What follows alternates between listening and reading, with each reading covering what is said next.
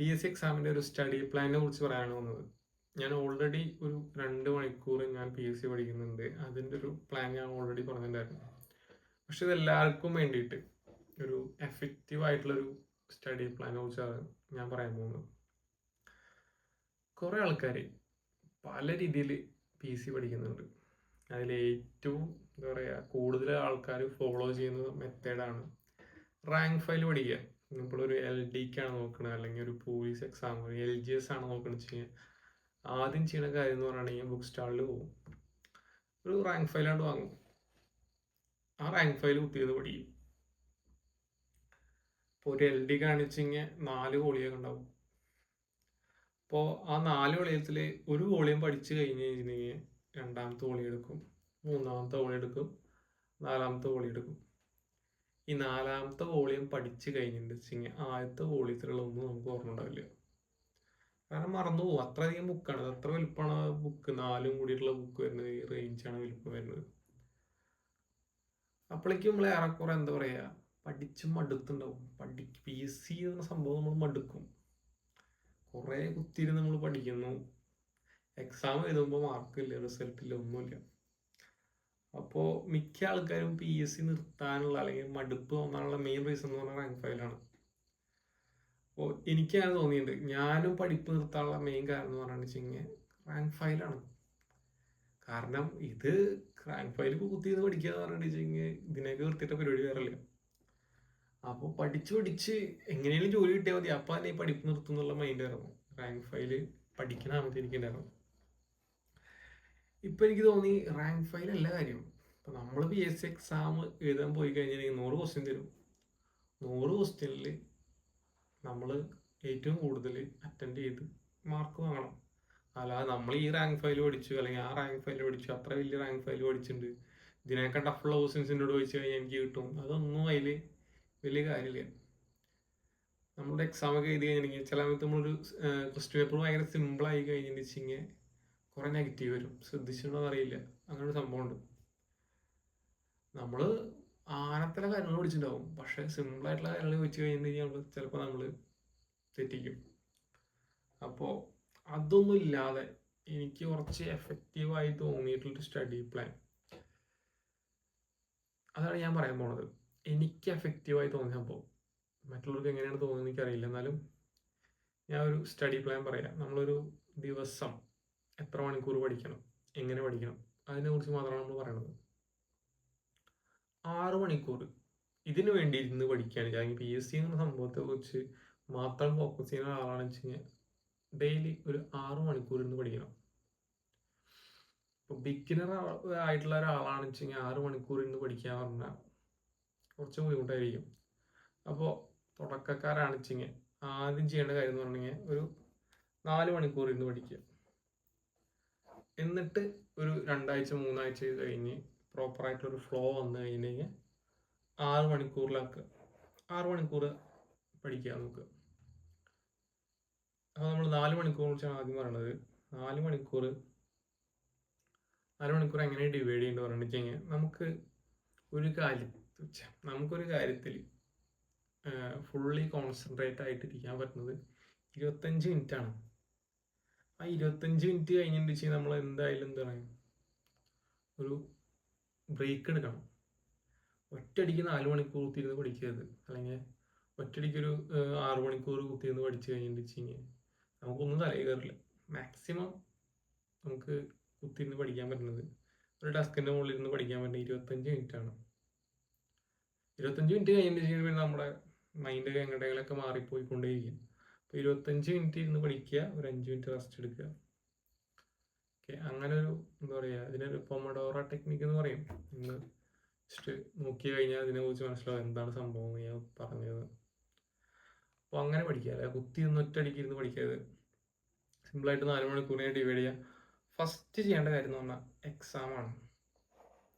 ഏറ്റവും ആദ്യം ചെയ്യേണ്ട കേസ് പറഞ്ഞാൽ എക്സാം.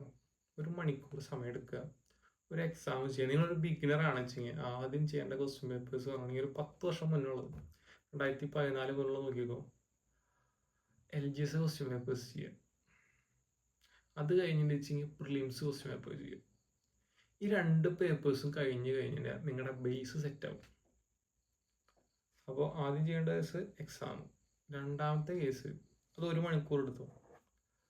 അടുത്ത 1 മണിക്കൂറാണ് എക്സാം നോട്ട് പ്രിപ്പയർ ചെയ്യുക. എക്സാം കഴിഞ്ഞ് കഴിഞ്ഞിട്ടുണ്ടെങ്കിൽ അതിലത്തെ എല്ലാ ക്വസ്റ്റ്യൻസും അനലൈസ് ചെയ്യുക. അതിൽ മാത്സ് ഉണ്ടാവും, മലയാളം ഉണ്ടാവും, ഇംഗ്ലീഷ് ഉണ്ടാവും, GK ഉണ്ടാവും, കറണ്ട് അഫെയർ ഉണ്ടാവും, എല്ലാം ഉണ്ടാവും. അതെല്ലാം അനലൈസ് ചെയ്തിട്ട് അതൊക്കെ ആൻസർ ചെയ്യുക. അതിൻ്റെ ഒരു നോട്ട് ഉണ്ടാക്കുക. ഒരു ബുക്കാണ് വാങ്ങിയിട്ട് നിങ്ങൾക്ക് അറിയാത്തത് അല്ലെങ്കിൽ നിങ്ങൾക്ക് ഇമ്പോർട്ടൻ്റ് ആയിട്ട് തോന്നിയിട്ടുള്ള ക്വസ്റ്റ്യൻസ് ഒക്കെ എഴുതി വയ്ക്കുക. ഓരോ എക്സാം കഴിയുമ്പോൾ എക്സാമിൻ്റെ കോഡ് എഴുതുക, എക്സാം എഴുതുക, എന്നിട്ടൊരു നോട്ട് എഴുതുക. നിങ്ങൾക്ക് ഇമ്പോർട്ടൻ്റ് തോന്നിയത് അല്ലെങ്കിൽ നിങ്ങൾക്ക് അറിയാത്ത ക്വസ്റ്റ്യൻസ് എഴുതുക. നിങ്ങൾക്ക് ഇനി എക്സ്ട്രാ തോന്നിയിട്ടുള്ള പോയിന്റ്സ് അതുമായി റിലേറ്റ് ചെയ്തിട്ടുള്ള ക്വസ്റ്റ്യൻസ് കണ്ടെത്തുക, അതിൻ്റെ നോട്ട് ഉണ്ടാക്കുക. 1 മണിക്കൂർ എക്സാം, 1 മണിക്കൂർ എക്സാം നോട്ട്. അടുത്ത 1 മണിക്കൂർ പറഞ്ഞാൽ റിവിഷനാണ്. ആഴ്ചയിൽ ഒരു ദിവസം റിവിഷൻ ചെയ്തിട്ട് കാര്യമില്ല. ഡെയിലി റിവിഷൻ ചെയ്യണം. ഡെയിലി നമ്മൾ പഠിച്ചത് റിവിഷൻ ചെയ്തില്ല വെച്ചാൽ മറന്നു പോകും, അത് ഉറപ്പാണ്. അപ്പോൾ 1 മണിക്കൂർ റിവിഷൻ ചെയ്യണം. കാലത്ത് എഴുന്നേറ്റിട്ട് ഒരു 25 മിനിറ്റ് തലേ ദിവസം പഠിച്ചത് വായിച്ചു വെക്കുക. അതേപോലെ തന്നെ 25 മിനിറ്റ് അന്ന് രാത്രി ആകുമ്പോൾ കിടക്കുമ്പോൾ അന്ന് എന്തൊക്കെ പഠിച്ചു എന്നുള്ളത് നോക്കിയിട്ട് ഒന്ന് വായിച്ചു വെക്കുക. ഇതാണ് റിവിഷൻ എന്ന് പറഞ്ഞാൽ ഉദ്ദേശിക്കുന്നത്. 3 മണിക്കൂർ ഏകദേശം കഴിഞ്ഞു. ഇനി വരുന്നതാണ് റാങ്ക് ഫയലും ഏതെങ്കിലും ഒരു വാരിക. ഞാൻ പറയുകയാണെന്ന് വെച്ചെങ്കിൽ PSC ബുള്ളറ്റിൻ്റെ വാരികയാണ് ഞാൻ പറയുള്ളൂ. PSC ബുള്ളറ്റിൻ്റെ വാരിക 2 ആഴ്ചയിൽ വരുന്ന സംഭവമുണ്ട്. ആ വാരിക എടുത്തു കഴിഞ്ഞിട്ട് വെച്ചെങ്കിൽ വാരിക എന്നല്ല പറയാം, വേറെ എന്ത് പറയും, കാരണം 2 ആഴ്ച കൂടുമ്പോഴാണല്ലോ വേണ്ടത്. അപ്പോൾ അതിൻ്റെ 2 പതിപ്പ് വരും മാസത്തിൽ. അതാണ് ഞാൻ പ്രിഫർ ചെയ്യുന്നത്. അല്ലെങ്കിൽ തൊഴിൽ വാർത്തയാ, തൊഴിൽ വീതിയാ, എന്താണ് നിങ്ങൾക്ക് തോന്നുന്നത് അത് വായിക്കുക, റീഡ് ചെയ്യുക. അത് റീഡ് ചെയ്ത് കഴിഞ്ഞിട്ട് നിങ്ങൾക്ക് ഇമ്പോർട്ടൻ്റ് തോന്നുന്ന സംഭവം ഒരു നോട്ട് ഉണ്ടാക്കുക.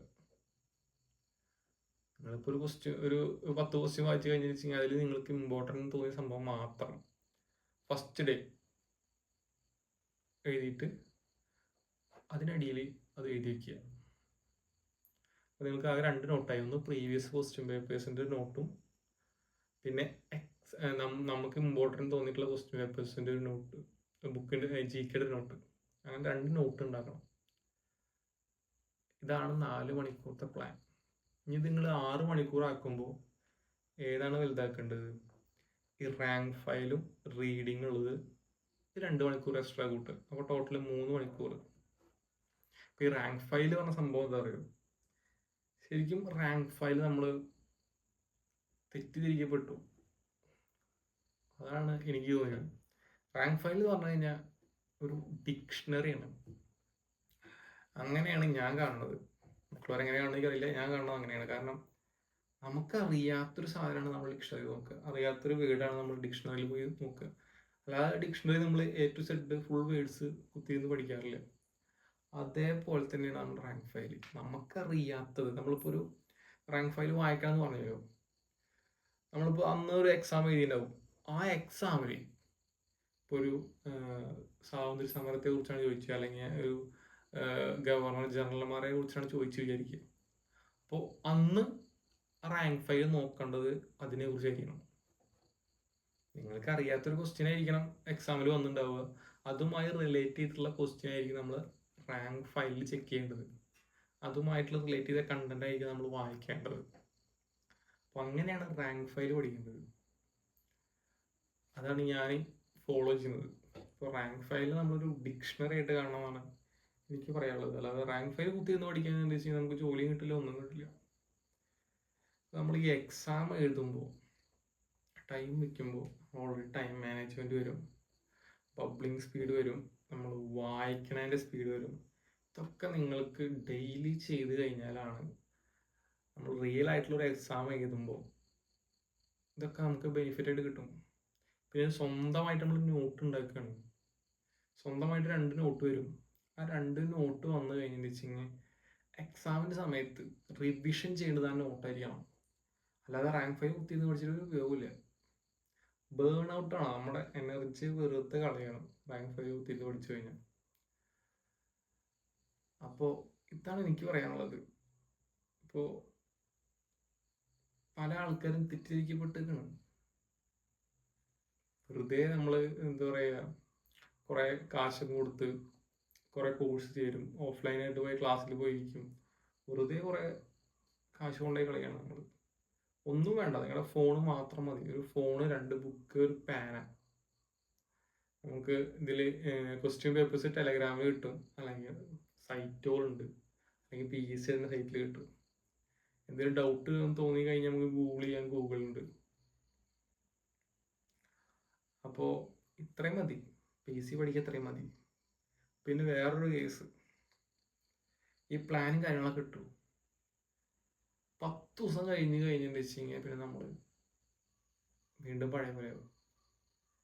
അപ്പോൾ നമുക്ക് ഒരു പീരീഡ് ഓഫ് ടൈം കഴിഞ്ഞ് നമുക്ക് ബ്രേക്ക് എടുക്കണം. നമുക്ക് ഒന്ന് റീഫ്രഷ് ആവണം ശരിക്കും. ഇതൊരു 3 ദിവസം, 4 ആഴ്ചയിൽ 2 ദിവസം 2 ദിവസം റെസ്റ്റ് എടുക്കുക എന്ന് പറഞ്ഞു വെച്ചാൽ നമ്മൾ ബാക്കിയുള്ള ദിവസം അത്രയും എഫിഷ്യൻ്റായിട്ട് നമ്മൾ യൂസ് ചെയ്യണം, പഠിക്കണം, ബ്രെയിൻ വർക്കായിക്കൊണ്ടിരിക്കുകയാണ്. ഓവറായിട്ട് ബ്രെയിൻ സ്ട്രെയിൻ കൊടുത്തു കഴിഞ്ഞെന്ന് വെച്ചാൽ നമ്മൾ എന്താവും, ലേസി ആവും. നമ്മൾ മോട്ടിവേഷൻ പോണത് എപ്പോഴാണ്, ഓവറായിട്ട് നമ്മൾ ബ്രെയിന് സ്ട്രെയിൻ കൊടുക്കും. അപ്പോൾ നമ്മൾ ബ്രെയിൻ വീണ്ടും ഭയങ്കരമായിട്ട് എനിക്ക് പണി തരണമെന്ന് വിചാരിച്ചിട്ട് ഇവരെ കുറച്ച് ഒരു മോട്ടിവേഷൻ കുറയ്ക്കാം, അല്ലെങ്കിൽ വേറെ എന്തെങ്കിലും മൈൻഡ് ഡൈവേർട്ട് ചെയ്യും. മൈൻഡിൻ്റെ ഫോക്കസ് ഡൈവേർട്ട് ചെയ്യും. തലച്ചോറ് തന്നെ ഓവറായിട്ട് തലച്ചോറിന് പണി കൊടുത്തു കഴിഞ്ഞാൽ. അപ്പോൾ അത് മാറ്റാൻ വേണ്ടിയിട്ട് ആഴ്ചയിൽ 2 ദിവസം റെസ്റ്റ് എടുക്കുക. പറഞ്ഞിട്ടുണ്ടെങ്കിൽ അന്ന് PSC പഠിക്കാതിരിക്കുക, അല്ലെങ്കിൽ നോട്ട് കാര്യങ്ങളൊന്നും നോക്കാതിരിക്കുക, ഇഷ്ടമുള്ള കാര്യങ്ങൾ ചെയ്യുക, അല്ലെങ്കിൽ വേറെ എന്തെങ്കിലും സിനിമ കാണുക, വാട്ടെവർ എനിക്ക് എന്തെങ്കിലും ഇഷ്ടം തോന്നുന്നത് ചെയ്യുക. ഞാൻ ഫോളോ ചെയ്യാൻ എന്താ അറിയുക, മുന്നത്തെ വീഡിയോയിൽ ഞാൻ പറഞ്ഞു, ഞാൻ 3 ദിവസം 4 ഒരു 10 ദിവസമൊക്കെ ഞാൻ കണ്ടിന്യൂസ് ചെയ്ത് പഠിച്ചു കഴിഞ്ഞെന്ന് വെച്ച് കഴിഞ്ഞാൽ പിന്നെ എനിക്കൊരു 4 ദിവസം 5 ദിവസം ഞാൻ ഡീമോട്ടിവേഷൻ ആവാണ്. ആ മോട്ടിവേഷൻ പോവാണ്, ആ ഫോക്കസ് കാര്യങ്ങളൊക്കെ പോകും.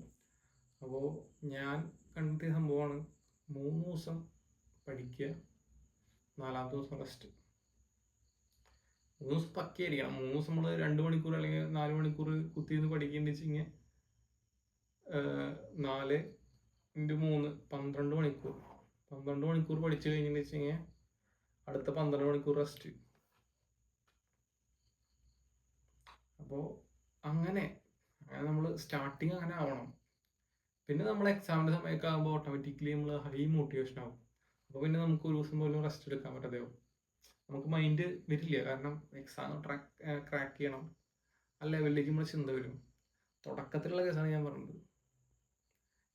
പിന്നെ ഈ 4 മണിക്കൂറുള്ളത് 6 മണിക്കൂറാവും, ഈ 6 മണിക്കൂറുള്ളത് 8 മണിക്കൂറൊക്കെ ആവും.